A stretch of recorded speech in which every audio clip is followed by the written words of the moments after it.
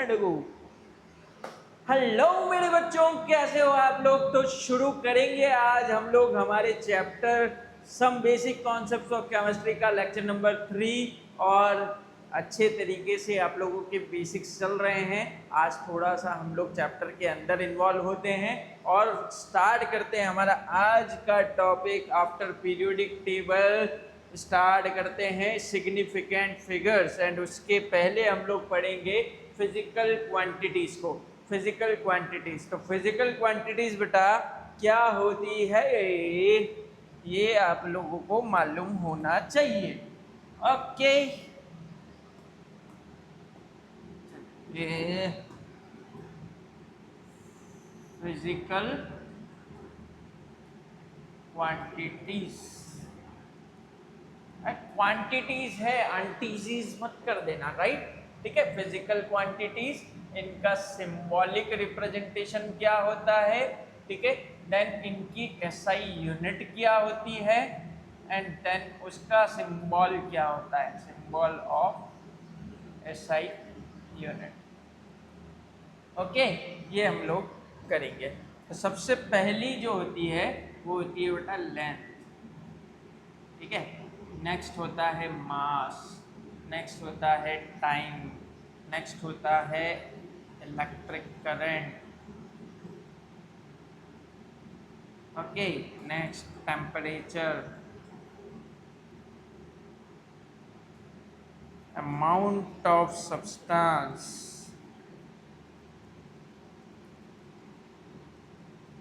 and then last is luminous intensity, luminous intensity, alright. ठीक है, ये आप लोगों की सारी फिजिकल क्वांटिटीज के नाम हो गए। टोटल कितनी होती है सर वो भी बताई दो, तो गिन लीजिए। एक होती है, दो होती है, तीन होती है, मैं लास्ट लिख लेता हूँ, 7 होती है, ठीक है। 4, 5, 6 एंड 7 बेसिक यूनिट्स आप लोगों के पास में है। डन, ठीक है। अब इनके सिंबल्स को हम लोग लिखते हैं। तो लेंथ का जो सिंबल होता है L होता है, मास का M होता है, टाइम का स्मॉल t होता है, इलेक्ट्रिक करंट का I होता है, टेम्परेचर का स्मॉल t होता है, अमाउंट ऑफ सब्सटेंस को N से लिखते हैं। ल्यूमिनस इंटेंसिटी को बहुत सी जगह Li भी लिखा हुआ होता है, बहुत सी जगह स्मॉल i भी लिखा हुआ होगा। Okay, these are the symbolic representations. Alright, next इनकी एसआई यूनिट्स क्या होती है। तो लेंथ की एसआई यूनिट होती है बेटा, लेंथ की एसआई यूनिट होती है मीटर। मास की होती है किलोग्राम, किलोग्राम। टाइम की होती है सेकंड, इलेक्ट्रिक करंट की होती है एम्पियर, टेम्परेचर की होती है केल्विन। टेम्परेचर जो होता है बेटा ये degree Celsius, degree Fahrenheit, kelvin तीनों में लिया जाता है, जिसमें से एसआई यूनिट की बात हो रही है। एसआई यूनिट क्या होती है, सिस्टम इंटरनेशनल यूनिट, जो फिक्स है, जो पूरी दुनिया के अंदर एक जैसा अगर कॉमन चीज निकाली जाए तो वो एसआई यूनिट होगी कि भाई केल्विन के अंदर टेम्परेचर मेजर किया जाएगा, राइट। अमाउंट ऑफ सब्सटेंस जो होता है वो मोल्स में कैलकुलेट किया जाता है एंड ल्यूमिनस इंटेंसिटी कैंडेला में करी जाती है। ओके, अब इन लोगों के सिंबॉलिक रिप्रेजेंटेशन हम लोग लिख लेते हैं। तो सिंबॉलिक रिप्रेजेंटेशन इसका होता है मीटर, इसका होता है केजी, इसका होता है एस, इसका होता है ए, इसका होता है के, इसका होता है MOL और इसका होता है CD।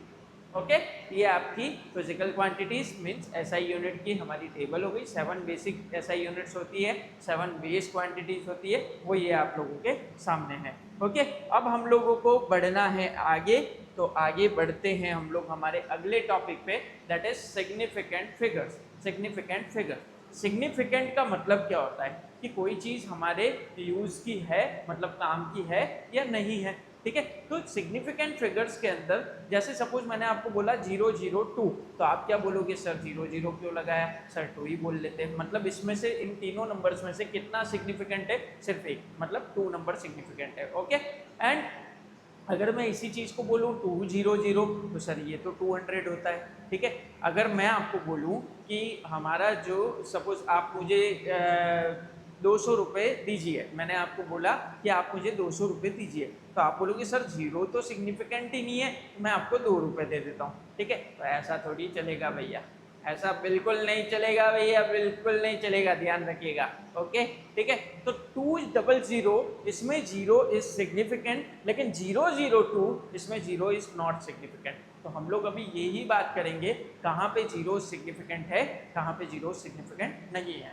ठीक है, जितने भी नॉन जीरो डिजिट्स होते हैं वो सारे सिग्निफिकेंट है, जितने भी नॉन जीरो डिजिट्स है वो सारे के सारे सिग्निफिकेंट है। दैट मीन्स अगर मैं आपको यहाँ पे बात करूँ बेटा कि मैंने लिखा 1 2 3 4, ठीक है, मैं अगर यहाँ पे लिखूँ 1 2 3 4, ठीक है, तो चारों वैल्यू सिग्निफिकेंट है, चारों वैल्यू क्या है, सिग्निफिकेंट है, चारों काम किए। तो इसमें नंबर ऑफ सिग्निफिकेंट फिगर कितने हो गए, 4। नंबर ऑफ सिग्निफिकेंट फिगर कितने हो गए, 4। देखो बेटा, हो सकता है कोई टॉपिक स्टार्टिंग में समझ ना आए, लेकिन हम जब उसके 2-4 प्रैक्टिस क्वेश्चंस कर लेंगे, जब हम लोग इसको पूरी तरीके से पढ़ लेंगे तो हमको समझ में आ जाएगा। देखिए, फर्स्ट पॉइंट में हो सकता है समझ ना आए, लेकिन फिफ्थ पॉइंट तक आते आते आपको सिग्निफिकेंट फिगर क्लियर हो जाएगा। ठीक है, तो वीडियो को कंटिन्यू ढंग से देखते रहिए, कंसंट्रेट करते रहिए, ठीक है, तो आपको सब चीज समझ में आएगी। डन, ठीक है। चलिए, पहला, जितनी भी नॉन जीरो डिजिट्स होती है वो सारी सिग्निफिकेंट होगी, मतलब उनको काउंट करना है और लिखना है कि कितने नंबर्स है।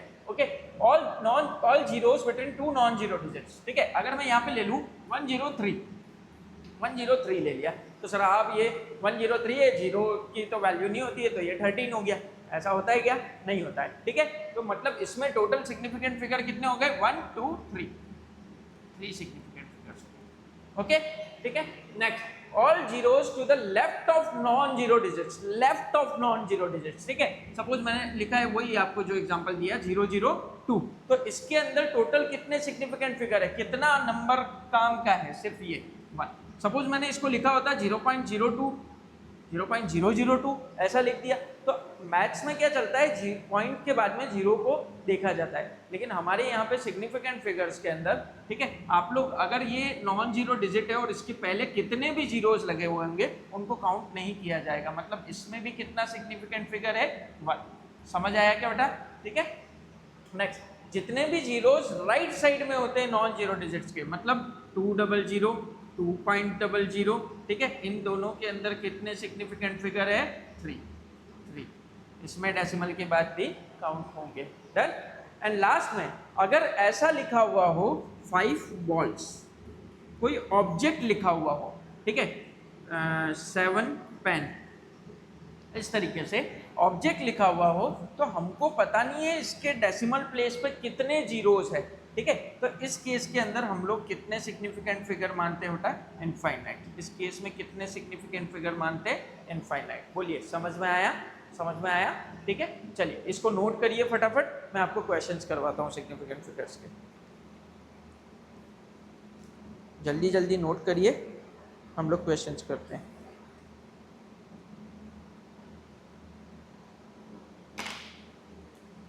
रब मेरे पास है, मैंने या दिन रात है, मैंने पूजा तेरी करनी है, हाय दिन रात है मैंने। Done, done. चलिए, नेक्स्ट बढ़ते हैं हम लोग, नेक्स्ट बढ़ते हैं क्वेश्चंस की तरफ। सपोज मैंने आपको कुछ क्वेश्चंस देता हूं मैं, क्वेश्चंस है 1 2 3 4, सेकंड है 189, थर्ड है 1007, fourth 1.0809, fifth 0.0084, sixth 1.0084, seventh 0.00080, eighth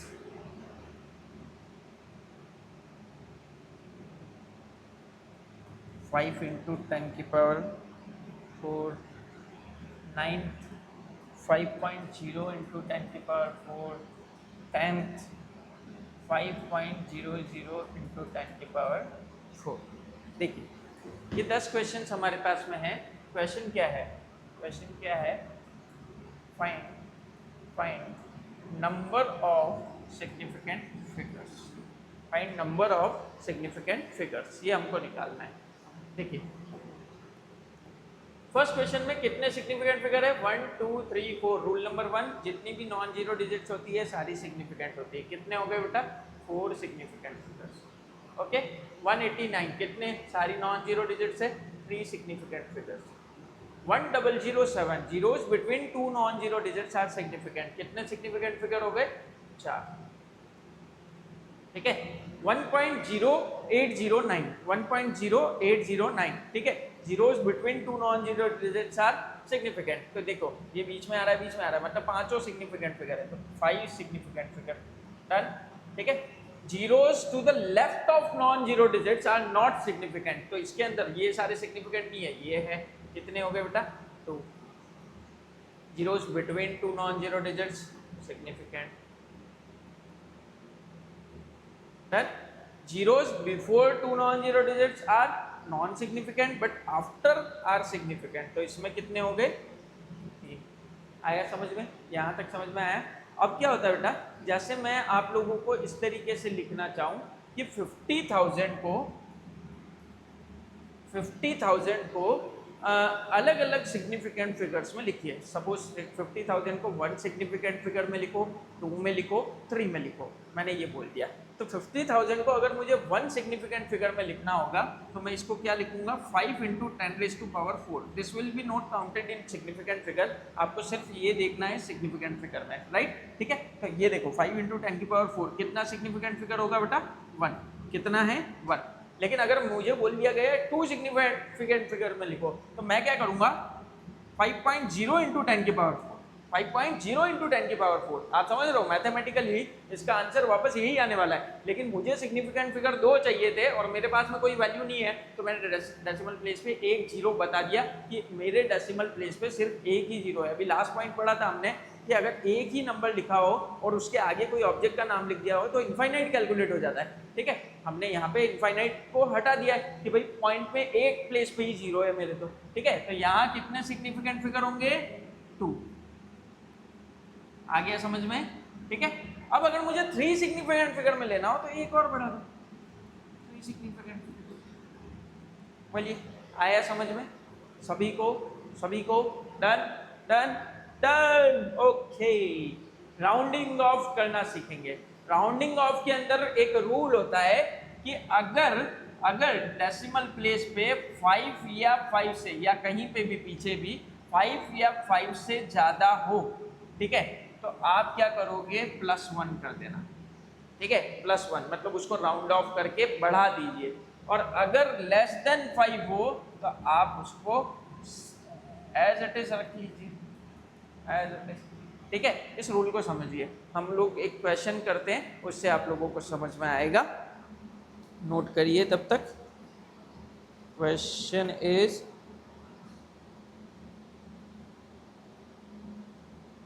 चलो ऐसे ही ले लेते हैं 1.697 ये लिख दिया मैंने 1.697। Question is round off up to 2 significant figure. मुझे 2 सिग्निफिकेंट फिगर में इसको राउंड ऑफ करके बताओ तो मैं इसको क्या लिखूंगा 1.7 लिख दूं क्या बेटा 1.7 6 के बाद में क्या आ रहा है 9 आ रहा है तो मैं इधर +1 करके और पीछे के सारे हटा देता हूँ बस 1.7 2 सिग्निफिकेंट फिगर में करना था। ठीक है अगर राउंड ऑफ अप टू 3 होता तो 1.70 कर देता मैं इसको डन। ठीक है अब अगर इसकी जगह पे 647 होता ठीक है अगर यहाँ पे 647 होता और मुझे 2 सिग्निफिकेंट फिगर में करना है तो मैं क्या करता 1.6 को रहने देता क्योंकि इसके बाद क्या है 5 से कम है इसके बाद 5 से कम है ये वाली डिजिट तो मैं इसको एज इट इज लिखता क्या 1.6। हाँ अगर मुझे पूछा जाता 3 सिग्निफिकेंट फिगर तो मैं क्या करता 1.6 को तो एज इट इज लिखता 4 के बाद जो वैल्यू है वो 5 से ज्यादा है ना तो मैं इसको क्या कर देता 5 कर देता। समझ आई बात ठीक है डन। ये तो अगर यहाँ पे 3 सिग्निफिकेंट फिगर है और अगर इसी का 1.647 का मुझे 2 सिग्निफिकेंट फिगर कराना था तो 2 सिग्निफिकेंट फिगर है। ठीक है इसको 1.70 3 सिग्निफिकेंट फिगर डन। ये राउंड ऑफ कैलकुलेशंस होती है जिसको आप लोगों को आनी चाहिए। अब इसके बाद जो टॉपिक आता है बेटा लॉ ऑफ केमिकल कंपोजिशन, इसको हम लोग थोड़ी नेक्स्ट लेक्चर में देखेंगे। हम लोग अभी एक इम्पॉर्टेंट टॉपिक पढ़ते हैं, scientific notation. Scientific notation, okay.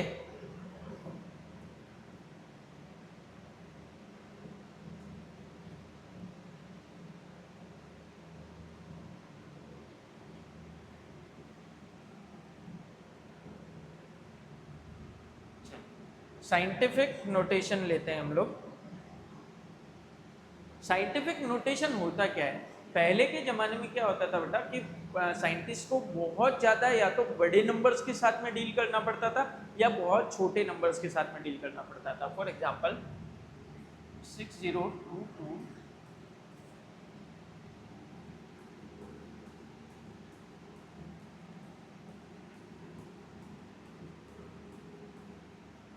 ठीक है, ऐसा एक नंबर ले लिया, इसके साथ में डील करना है। दूसरा एक नंबर ले लिया 0.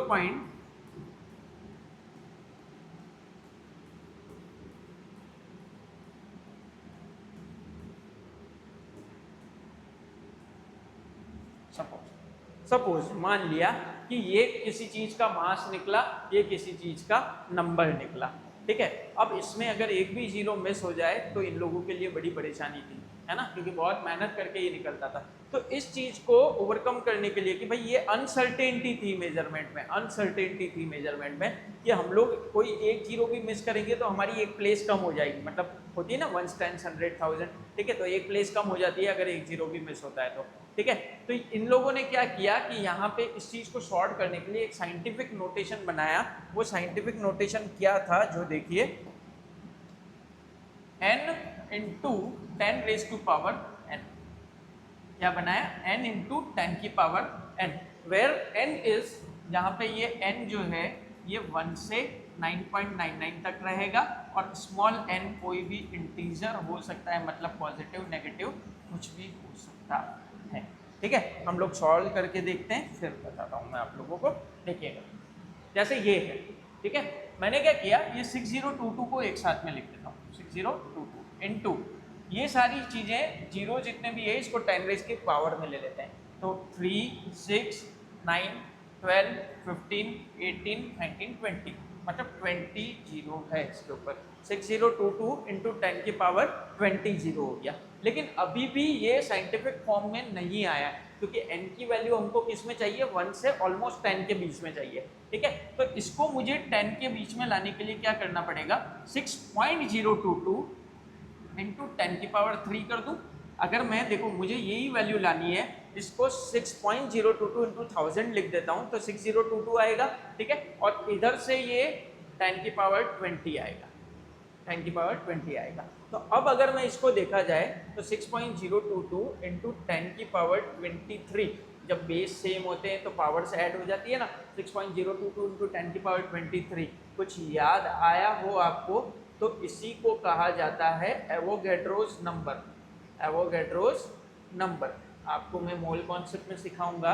जैसे 1 डजन में 12 होता है ना, जैसे 1 डजन में 12 होता है, वैसे ही 1 मोल में इतना नंबर होता है, 1 मोल में इतना नंबर होता है, ये भी याद रखिए आप, ठीक है। चलिए ये वाला सॉल्व करते हैं, है ना।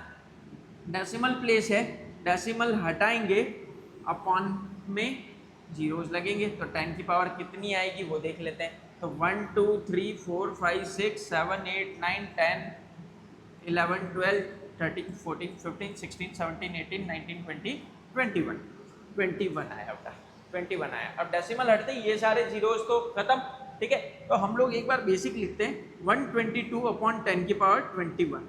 आपको पता है पावर ऊपर जाती है, ठीक है, मतलब ये 10 की पावर ऊपर ले जाएंगे, मल्टीप्लाई में जाएंगे तो ये क्या हो जाएगा, नेगेटिव हो जाएगा। तो 122 इंटू 10 की पावर -21 हो जाता है, 122 इंटू 10 की पावर -21 हो जाता है। लेकिन अभी भी सर ये 1 से 10 के बीच में नहीं है, तो हम क्या करेंगे, इसको पहले इसको सॉल्व करते हैं। इसको एज इट इज रख रहा हूँ मैं -21 को, इसको क्या करूँगा 1.22 इंटू 10 की पावर 2 लिख दूँगा, 1.22 इंटू 10 की पावर 2 लिख दूंगा। ये हो गया सॉल्व, ये भी आ गया। अब इसको और इसको ऐड कर दीजिए, तो 1.22 इंटू 10 की पावर -19 ग्राम, ये आपका साइंटिफिक नोटेशन बन गया है। ठीक है, एनसीईआरटी बुक्स खोलिए, एनसीईआरटी बुक्स के अंदर साइंटिफिक नोटेशन के क्वेश्चन दे रखे हैं, उन क्वेश्चंस को आप लोग सॉल्व करिए। कोई अगर डाउट्स है तो आप लोग कमेंट सेक्शन में डालिए।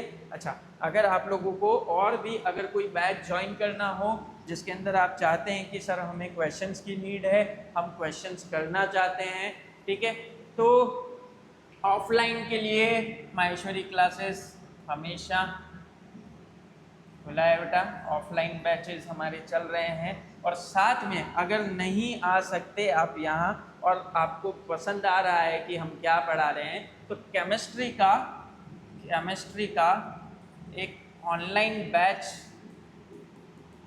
बैच चालू है। आप एप्लीकेशन डाउनलोड करिए माहेश्वरी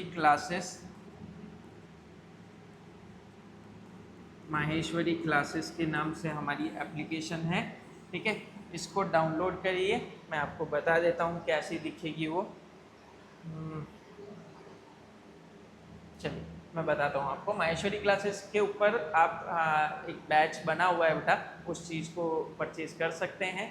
ठीक है, 11th क्लास का जो बैच है वो बहुत ही अभी कम प्राइस के अंदर 1199 के अंदर आपको पूरे 2 साल का एक्सेस मिलेगा। 11th के अंदर तो आपके पास में बैच रहेगी, साथ में 12th के अंदर भी आपके पास में ये वाला बैच पड़ा हुआ रहेगा, है ना, सिर्फ 1199 के अंदर।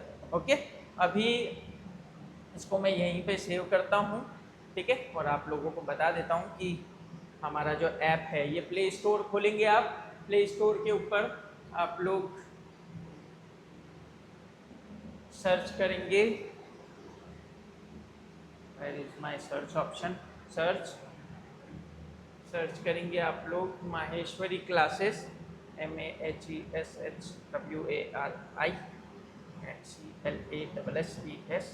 माहेश्वरी क्लासेस। तो यहाँ पे बेटा बहुत सारी माहेश्वरी क्लासेस है। ठीक है, आप लोगों को ढूंढना पड़ेगा थोड़ा सा, क्योंकि अभी हम लोगों ने बैच नया ही लॉन्च किया है। तो आप लोग एक काम करिएगा, माहेश्वरी क्लासेस के साथ में आप लिख दीजिएगा APPX। ठीक है, APPX लिखते ही आपको यहाँ ये appx.co.in ये कंपनी है जिन्होंने हमारी एप्लीकेशन को बनाई है और जो हमारी एप्लीकेशन को मैनेज करते हैं, तो इसके ऊपर आप जाएंगे, इसको यहाँ पे आप इंस्टॉल करेंगे। ओके, चलिए ये इंस्टॉल हो रही है ना। आप लोग वेबसाइट के थ्रू भी हम लोगों को मिल सकते हैं, maheshwariclasses.co.in। ओके, ये बैच वहाँ से भी आप लोग परचेज कर सकते हैं। ओके, मैं आप लोगों को इंस्टॉल हो गई है ये ओपन करके दिखा देता हूँ ऐप को। बहुत बेसिक सी ऐप है बेटा। ओके, ऐप इसके अंदर शायद बोर्ड के अंदर ज़्यादा ओपन नहीं हो पाएगी, तो ठीक है, आप लोग अपने फ़ोन के अंदर करिए। कहीं भी कोई परेशानी आती है तो आप हमें डायरेक्टली कॉल करिए, maheshwariclasses.co.in। ये हमारी वेबसाइट है बेटा। इस वेबसाइट के अंदर ये देखिए, ये केमिस्ट्री का पूरा 11th स्टैंडर्ड, इसके साथ में हम लोग जेईई और नीट के क्वेश्चंस भी करवाएंगे। ठीक है, इस तरीके का आपके पास में बैच होगा। क्या क्या चीज़ें मिलेगी इसके अंदर थोड़ा आप देख लीजिए। रेगुलर क्लासेस, ठीक है, daily practice problem, test series मिलेगी, लाइव डाउट सॉल्विंग, 2 साल का एक्सेस आपको इस बैच के थ्रू मिलेगा। ठीक है, 12th का जो बैच है वो और भी सस्ता होता है, सिर्फ 999 रुपीज़ के अंदर आपको 12th का बैच मिलेगा।